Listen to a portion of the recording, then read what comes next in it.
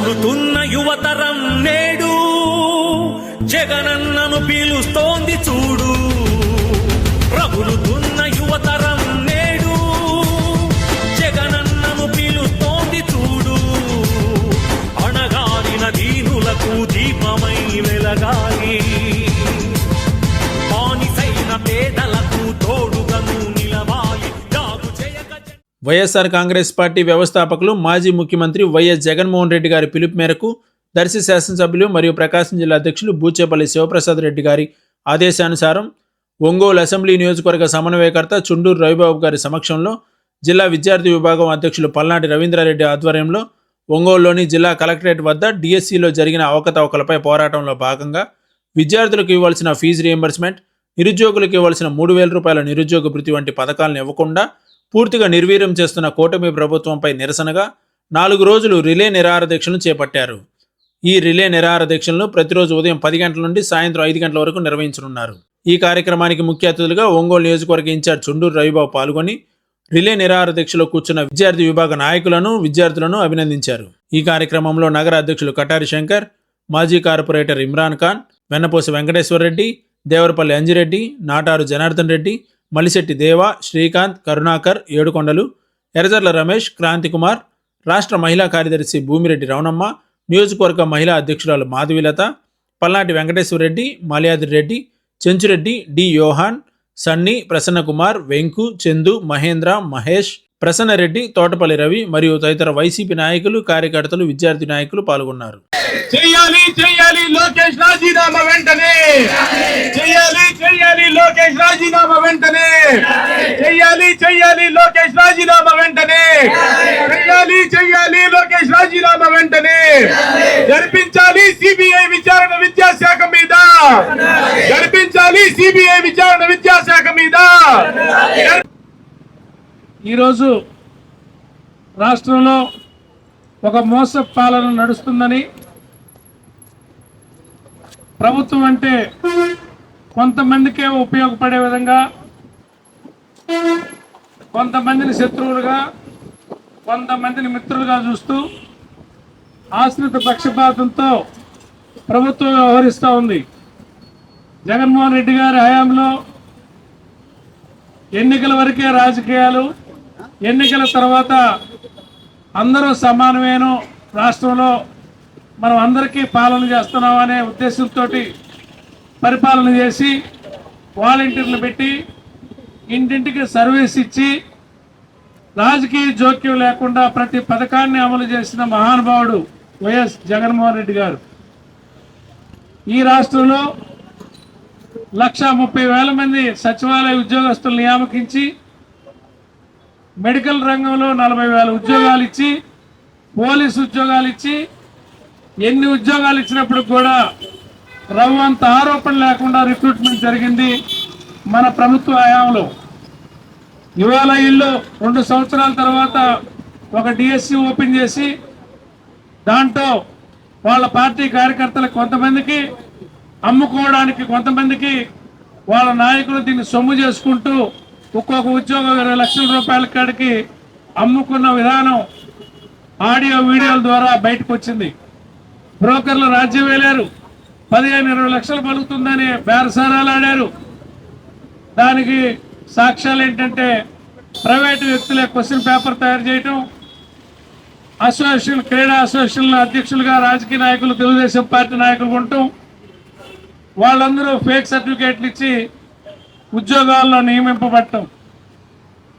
ఏ పరీక్షకైనా అర్హత సాధించాక స్పోర్ట్స్ కోటాలో, మెరిట్లో ఎంపిక చేస్తారు.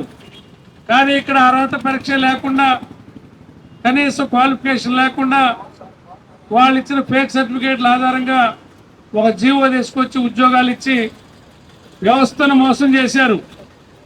ఎవరైతే కష్టపడి తల్లిదండ్రులని కళలు నెరవేర్చాలని రేత్రింపగళ్ళు కష్టపడ్డారో వాళ్ళందరి కళల్ని అడియాశలు చేస్తూ, వాళ్ళ ఆశల మీద నీళ్లు చల్లుతూ, వాళ్ళ శ్రమని నట్టేట ముంచుతూ, వాళ్ళ తెలివిని కాలరాస్తూ, అనర్హులైన వారికి ఉద్యోగాలు ఇస్తూ ఈ కూటమి ప్రభుత్వం మోసం చేస్తూ ఉంది. ఇంతేకాదు చాలా మంది ఈరోజు హాస్పిటల్కి వెళ్తే గుండె ఆపరేషన్ చేయాలన్నా, క్యాన్సర్ ట్రీట్మెంట్ చేయాలన్నా, ఏ ఆరోగ్యశ్రీ అవసరం వచ్చినా వాళ్ళ శాసనసభ్యుల కాడికి వెళ్ళి లెటర్ ఆఫ్ ఇండెంట్ తెచ్చుకోవాలంట, లేదంటే వైద్యం లేదంట. అంటే ఈ రాష్ట్రంలో సమపాలన లేదు, సమన్యాయం లేదు. న్యాయం ఒక పక్షానే ఉంది, అది తెలుగుదేశం పార్టీ పక్షానే ఉన్నట్టుగా వాళ్ళు భావిస్తున్నారు. ఇది అరాచకమైన దుర్మార్గమైన పాలన. బాధితులని అన్యాయంగా చూస్తున్నారు, అనారోగ్యస్తులకు రాజకీయాలు పులుతున్నారు, నిరుద్యోగ యువతని మోసం చేస్తున్నారు. పుత్రరత్నం చంద్రబాబు నాయుడు గారి పుత్రరత్నం లోకేష్ రేపు ముఖ్యమంత్రి వాళ్ళని కలలుగంటున్న అతను ఒక డిఎస్సి ఓపెన్ చేసి ఈ రకమైన దగాకి, అవినీతికి తెరలేపితే ఈ రాష్ట్ర భవిష్యత్తు ఏంటో మనం ఒకసారి ఆలోచించుకోవాలి. తెలుగుదేశం పార్టీ నాయకులు కూడా కోరుతా ఉన్నా, తెలుగుదేశం పార్టీ కార్యకర్తలు కూడా కోరుతున్నా, సభ్య సమాజాన్ని కూడా కోరుతా ఉన్నా, ఇది ఎంతవరకు న్యాయమో ఇటువంటి విధానం ఆలోచించండి. అది లక్షల రూపాయల డబ్బులకి మోసం కొనుక్కోవటం, అమ్ముకోవటం ఉద్యోగాలంటే మీరు పదవులు ఎట్లాగో అమ్ముకుంటున్నారు, మీ మంత్రివర్గం అమ్ముకుంటున్నారు, కేంద్ర మంత్రులు కూడా మీరు వందల కోట్ల రూపాయలకు అమ్ముకున్న విధానం రాష్ట్రం అంతా తెలుసు. అమెరికా నుంచి తీసుకొచ్చి, ఇతర దేశాల నుంచి తీసుకొచ్చి మీరు టికెట్లు ఇస్తున్నారు.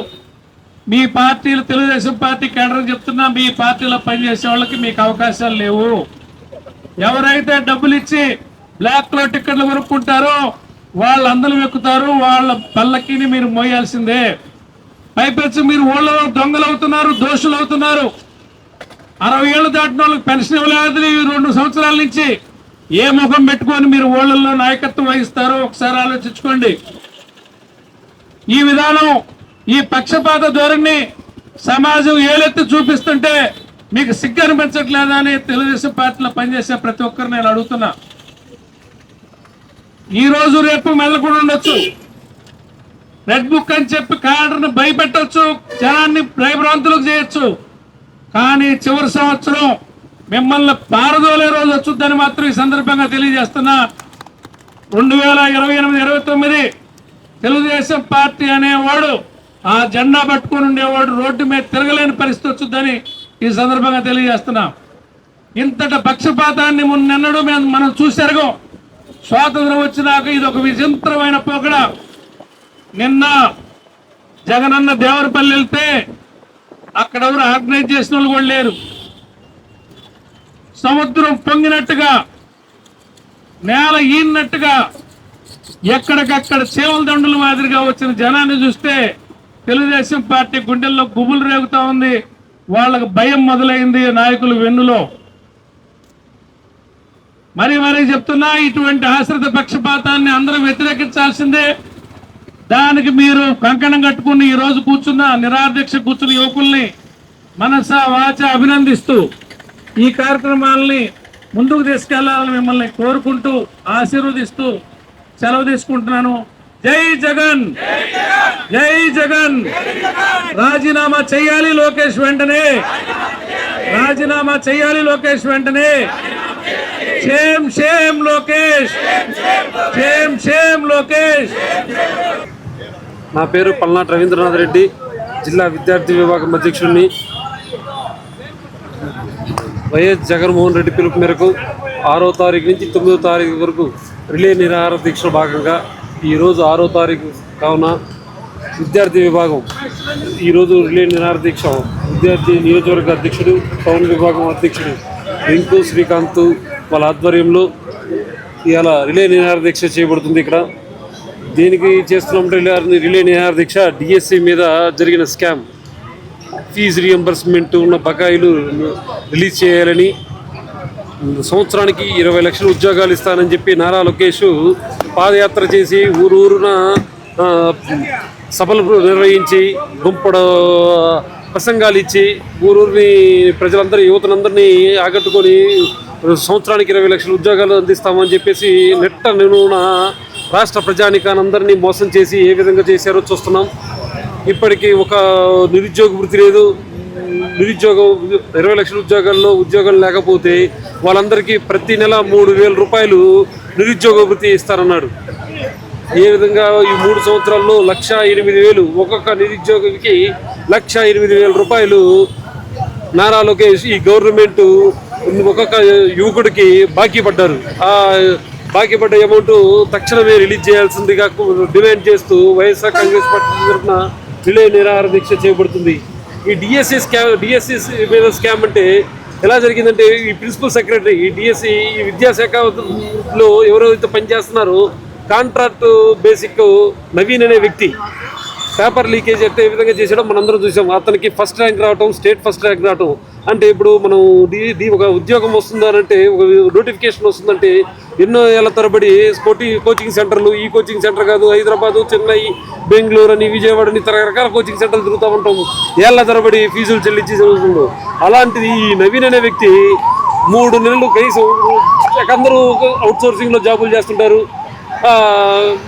ప్రిపేర్ అయ్యే కొద్ది 3 నెలలు 4 నెలలు సెలవులు పెట్టి చేస్తుంటాడు. ఇతను ఒక్కరోజు కూడా సెలవు పెట్టకుండా, ఆ కార్యక్రమానికి సెలవు పెట్టకుండా ఉద్యోగం డిఎస్సిలో నోటిఫికేషన్ రిలీజ్ చేయగానే ఆ పేపర్ లీకేజ్ ఏ విధంగా తీసి ఈ స్టేట్ ఫస్ట్ వచ్చాడో మనందరం చూసాం. అతన్ని స్టేట్ ఫస్ట్ వచ్చిన వాడికి జాబ్ లేకుండా చేశారు ఈ గవర్నమెంట్. ఆ విధంగా తప్పు ఎలా జరిగింది? ఇంకొక విధం, మనకి ఈ డిఎస్సి మీద ఎక్కడ జరుగుతుంది? ప్రతి ఏరియాలో, ప్రతి జిల్లాలో కలెక్టరు తెలుగు పండిట్లో ఎన్ని ఖాళీలు ఉన్నాయి, మ్యాథ్స్లో ఎన్ని ఖాళీలు ఉన్నాయి అన్ని ఏ జిల్లా వారీగా కలెక్ట్ చేస్తారు. ఇన్ని ఖాళీలు ఉన్నాయి జిల్లా వారీగా. అలాంటి ఏ జిల్లా కలెక్టర్ ఆధ్వర్యంలో జరగాల్సిన సర్టిఫికేట్ వెరిఫికేషన్ కానీ, ఈ జాబ్ సంబంధించిన పిలుపు మేరకు అన్ని రావాల్సిన కలెక్టర్ ఆధీనంలో జరగలేదు. అంతా నారా లోకేష్ ఆధీనంలో జరిగినాయి. ఎక్కడ జరిగినాయి? సెక్రటరియట్లో. ఆయన ఆఫీస్లో మన మంత్రివర్గం నుంచి మెసేజ్లు మనం పబ్లిక్ డొమైన్లో పెట్టాల్సిన ఈ మెరిట్ లిస్ట్ మొత్తం తీసేసి వాళ్ళకి మెసేజ్లు పంపించి ఈ విధంగా రమ్మని. ఆ విధంగా కూడా ఒక అమ్మాయికి, ఒక వ్యక్తికి మెసేజ్ పంపించారు, మీరు ఎలా రాండి అండి. ఇప్పుడు గతంలో ఎక్కడన్నా చూసామంటే మనం ఏ విధంగానని ఎక్కడన్నా కానీ మనం ఏమన్నా చూసామా? ఒక వ్యక్తికి ఫోన్ చేసి ఈరోజు మీ వెరిఫికేషన్, మీకు జాబ్ వచ్చిందండి, వెరిఫికేషన్కి రమ్మని పిలిపించి మీకు తర్వాత పొరపాటు అయ్యింది. ఆ అమ్మాయి ఇంట్లో ప్రేయర్ చేసుకొని చుట్టుపక్కల అందరికీ స్వీట్స్ అందరు పంచుకొని భోజనాలు పెట్టుకొని నాకు జాబ్ వచ్చిందని చెప్పుకొని కరెక్ట్గా 2-3 రోజుల తర్వాత అదే అధికారి ఫోన్ చేసి మీకు జాబ్ రాలేదు, మేము పొరపాటు అయ్యి ఫోన్ చేశాము అని చెప్పి ఎక్కడన్నా గతంలో ఎక్కడన్నా ఏ విధంగా చూసామా? చూడలేదు. ఏ విధంగా అయితే చూసారా?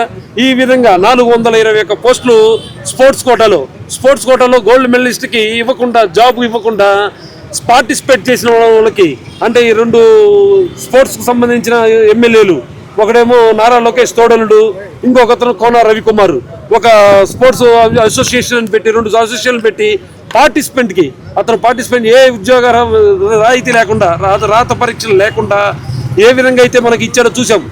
ఒక్కొక్క స్పోర్ట్స్ అసోసియేషన్లో 39 ఉద్యోగాలు ఏ విధంగా బేరం చేసి అమ్ముకున్నారో మనం విధంగా చూసాం. ఈ కాల్ రికార్డుతో సహా ఒక గవర్నమెంట్ ఎంప్లాయీ గవర్నమెంట్ నెంబర్తో ఏ విధంగా ఫోన్ చేసి మనకి ఏ విధంగా అయితే ఫోన్ చేసి చూసామో మనం చూసాం. ఈ 15 లక్షలు, 20 లక్షలు, 30 లక్షలని చేశాడో చూసాం. ఈ విధంగా కాల్ రికార్డు వాళ్ళ మీద కేసు ఒకటి చేశారు. ఏం కేసు బనాయించారు? స్టేషన్ బెయిల్ కేసు బనాయించారు. ఎక్కడన్నా చూసామండి? ఏ చిన్న తప్పు చేస్తేనో, ఏ చిన్న తప్పు 4-5 కేసులు పెట్టి స్టేషన్ వేసే ఈ పోలీస్ గవర్నమెంట్ అతని మీద స్టేషన్ బెయిల్ కేసు ఇచ్చి ఈ విధంగా చూసామో మనందరం చూస్తున్నాం. ఈ నిరుద్యోగ ఈ వ్యవస్థ మీద ఎవరికైనా నమ్మకం కలగాలంటే నారా లోకేష్ రాజీనామా చేసి సిబిఐ ఎంక్వైరీ చేసి ఈ విధంగా చేసి నిజ నిర్ధారణ చేసి వీళ్ళందరినీ జైలు పాలు చేసి కఠిన శిక్ష విధించాల్సిందిగా కోరుతున్నాం. ఏదైతే డిఎస్ఐ ఆఫీసులోనే ఒక అవుట్ సోర్సింగ్ పనిచేసే అతను పేపర్ లీకేజ్ చేసి అతనే స్వయంగా ఫస్ట్ ర్యాంక్ రావడం కూడా చూసాం. ఫస్ట్ ర్యాంక్ ఎప్పుడైతే డిఎస్ఐ ఆఫీసులో పనిచేసే అవుట్ సోర్సింగ్ వ్యక్తికి వచ్చిందో వెంటనే ఆన్లైన్ నుంచి అతని పేరు తొలగించబడింది. అతనికి అసలు పోస్టింగ్ కూడా లేదన్నారు. అతను కోర్టుకు కూడా పోవడం జరిగింది. అదేవిధంగా ప్రతి జిల్లాలో కూడా ఏదైతే డిస్ట్రిక్ట్ సెలక్షన్ కమిటీకి సంబంధించిన డిఎస్సి ఎగ్జామ్లో కలెక్టర్కి సంబంధించి, అదేవిధంగా జిల్లా ముఖ్య అధికారులకు సంబంధించి జరగాల్సిన నియామకాలన్నీ ఎక్కడి నుంచో రాజకీయ పరంగా ఎవరైతే కూటమి ప్రభుత్వంలో పెద్దలు ఉన్నారో వాళ్ళ ఆధ్వర్యంలో వాళ్ళ సమక్షంలో ఈ పోస్టులు జరుగుతుంది. ముఖ్యంగా స్పోర్ట్స్ సంబంధించి దాదాపు 450 పైన పైచలకు పోస్టులు కూడా వాళ్ళు కేవలం గేమ్స్ లో పార్టిసిపేట్ చేశారని వాళ్ళకి ఆ పోస్టులు ఇవ్వడం కూడా దారుణం. ఇంతవరకు కూడా ఎప్పుడు ఇన్నేళ్ల డిఎస్సిలో ఈ చరిత్రలో ఎప్పుడు ఈ రకంగా జరగల.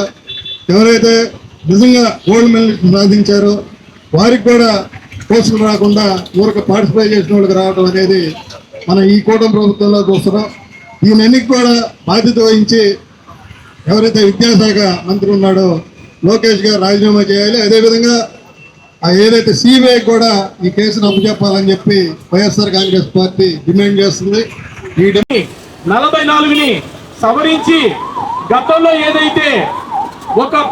ఏదైనా సరే ఒక ఉద్యోగం రావాలంటే కనీసం ఈ రాష్ట్రంలో కాదు దేశంలో కంపల్సరీగా దానికి సంబంధించినటువంటి టెస్టులు పాస్ అవ్వక తప్పదు. మరి ఈ ప్రభుత్వం జిఓఎంఎస్ నంబర్ 4ను తీసుకొచ్చి ఎటువంటి టెస్టులు అవసరం లేదు, మేము నమ్ముకున్న వాళ్ళకి జబ్బున్న వాళ్ళకి ఉద్యోగాలు ఇప్పిస్తామని చెప్పి మోసపూరితమైనటువంటి చర్యలను తీసుకొని వచ్చి ఇవాళ వేలాది మంది ఉద్యోగులు ఆశించేటువంటి విద్యార్థుల్ని మోసం చేసినటువంటి ప్రభుత్వం ఈ కూటమి ప్రభుత్వం. ముఖ్యంగా చంద్రబాబు నాయుడు మరియు వారి తనయుడు లోకేష్ బాబు విద్యాశాఖ మంత్రి. మరి ఇదే విషయాన్ని ప్రశ్నిస్తే వైఎస్ఆర్ కాంగ్రెస్ పార్టీ తరఫున మీరు మీ నాయకుడు జగన్మోహన్ రెడ్డి గారిని వచ్చి అడగమంటాడు. ఇవాళ ఈ వేదిక ద్వారా నేను ప్రశ్నిస్తున్నా, పులిని చూసి నక్కలు వాతలు పెట్టుకున్నట్టు ఒక ఉద్యోగాల అవకాశం దేశంలో ఎక్కడా లేకుండా ప్రభుత్వం వచ్చినటువంటి 6 నెలల్లోనే ఒక్క నిర్ణయంతో 1,34,000 ఉద్యోగాలు ఒక్క క్లిక్ తో ఇచ్చినటువంటి జగన్మోహన్ రెడ్డి గారు ఎక్కడ మొదటి సంతకాల్లో 5 సంతకాలని చెప్పి ఈ రాష్ట్ర ముఖ్యమంత్రి చంద్రబాబు నాయుడు ప్రథమ సంతకంగా నేను టీఎస్సీని ఇస్తున్నానని చెప్పి ప్రథమ సంతకంలోనే నువ్వు వందలాది పోస్టులు అమ్ముకున్నటువంటి నీ కొడుకు ఎక్కడ?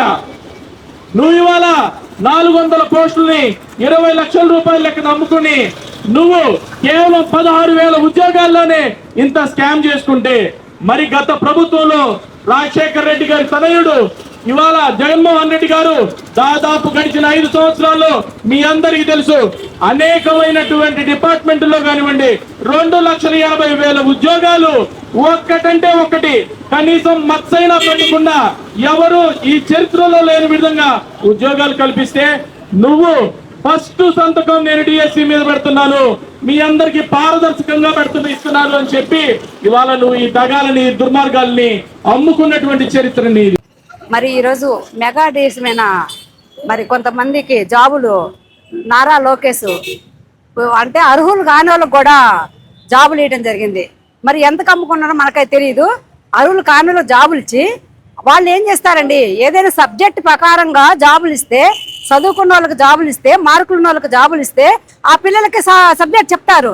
అట్లా కాకుండా మీరు కేవలం మీ వాళ్ళకి మీ బంధువులకి మీ పనిచేసిన వాళ్ళకి మీ క్యారెక్టర్కి అది ఇచ్చుకుంటే మరి పిల్లల చదువు భవిష్యత్తు ఏంటి నేను అడుగుతున్నా ఈరోజు. అంటే ఏం చెప్తారు వాళ్ళు అక్కడికి వెళ్ళి స్కూల్కి వెళ్ళి వాళ్ళు ఏమి చెప్పలేరు. ఆ పిల్లలకు అర్థం కాదు. అంటే కేవలము అర్థం కాకపోయినా పర్వాలా, సబ్జెక్ట్ లేకపోయినా పర్వాలా వాళ్ళకి జాబులు ఇచ్చుకున్నారు. కాకపోతే ప్రైవేట్ స్కూల్లో పంపించుకోవడానికి మీకు ఆ బాగుంటుందని గవర్నమెంట్ స్కూల్ ఇలాంటి వాళ్ళు వేసి టీచర్ని ప్రైవేట్ స్కూల్ పంపించుకుంటారు అనే ఒక భావంతో కావాలని మీరు పని చేశారు. ఎందుకంటే ప్రైవేట్ స్కూళ్ళు కావచ్చు, ప్రైవేట్ కాలేజీలు కావచ్చు, ప్రతి వ్యవస్థ కూడా మరి కూటమి ప్రభుత్వానికి కాబట్టి మీకు అలా ఆ పని చేశారని నేను అంటున్నాను ఈరోజు. ఎందుకంటే ఎవరైనా సరే ఎవరైతే మరి కరెక్ట్ గా వాళ్ళకి సబ్జెక్ట్ ఉంటుందో వాళ్ళకి మనం జాబులు ఇవ్వాలి, ధర్మంగా పాటించాలి. అంత తప్పగా నీకు తగిన వాళ్ళకి నువ్వు జాబులు ఇచ్చుకుంటూ పోతే మరి పిల్లల పరిస్థితి ఏంటని నేను అడుగుతున్నాను. వాళ్ళకి ఏం చెప్తారని నేను అడుగుతున్నాను ఈరోజు.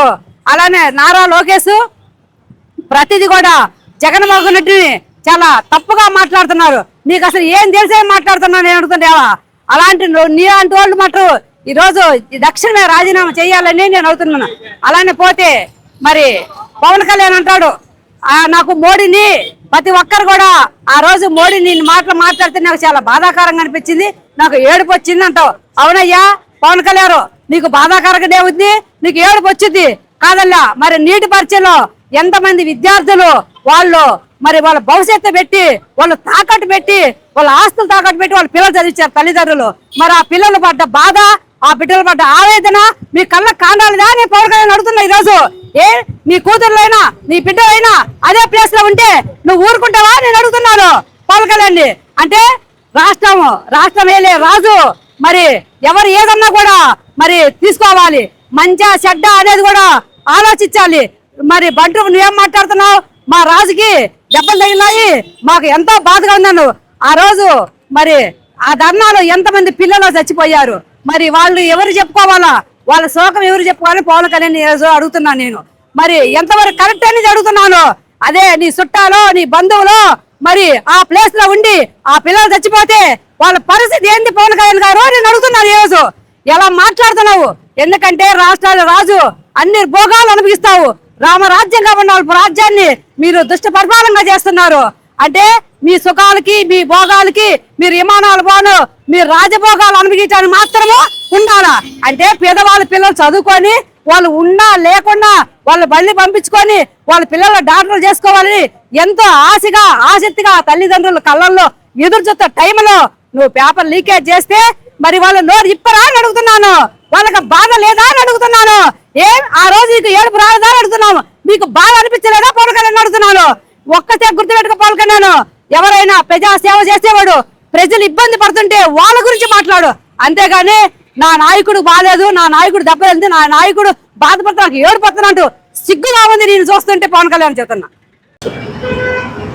ఒంగోలు ఉమెన్స్ వింగ్ ప్రెసిడెంట్ మాధవిలతను మాట్లాడుతున్నాను. డిఎస్సి రిలే నిరాహార దీక్షలో జరిగినటువంటి అవకతవకల విషయంలో మరి లోకేష్ గారు ముందుగానే జగనన్నకి ఏ విధమైనటువంటి తప్పు జరగలేదనేటువంటి సవాలు విసిరారు. ఇప్పుడు వాటిని తప్పులన్నీ బయటపెట్టిన తర్వాత మాట్లాడుకోకుండా ఉంటున్నారు. మరి క్వాలిఫై అయినటువంటి వారిని పక్కన పెట్టి గోల్డ్ మెడలిస్టులను కూడా పక్కన పెట్టి మరి స్పోర్ట్స్ కోటాలో ఎలిజిబుల్ లేనటువంటి వారికి మీరు పోస్టులు ఇచ్చినటువంటి వారిగా మరి వాటిని 20 లక్షలకి సీట్లు అమ్ముకున్నటువంటి వారిగా ఉన్నారు. ఇవన్నిటి విషయంలో మీరు నిరూపించుకున్నటువంటి వారిగా ఉండాలి. ఏదన్నా విషయం మాట్లాడితే నోరు ఎత్తితే జగనన్న విమర్శించటం, జగనన్న ఎట్ టైం 2 లక్షల ఉద్యోగాలు సచివాలయం ఉద్యోగాలు తీసుకొచ్చారు. వారు 5,000 ఇచ్చినటువంటి వాలంటీర్ల విషయంలో కూడా వారిని కూడా మీరు మోసం చేశారు. 10,000 ఇస్తానని చెప్పి వారిని నిరుద్యోగులుగా చేశారు. మరి ఎంతో డబ్బు ఖర్చు పెట్టి కోచింగులు తీసుకున్నటువంటి బిడ్డల్ని, సరైనటువంటి ఎగ్జామ్ రాసినటువంటి బిడ్డల్ని మార్కులు వైజ్గా కాకుండా మీరు అవకతవకలుగా వారిని క్వాలిఫై చేసుకున్నటువంటి వారిగా మీ ఇష్టానుసారంగా చేసుకున్నారు. ఏ విధమైనటువంటి న్యాయం లేనటువంటిదిగా మీరు చేశారు. కాబట్టి మీరు దీనికి బాధ్యత వహించాలని మేము కోరుకుంటున్నాం.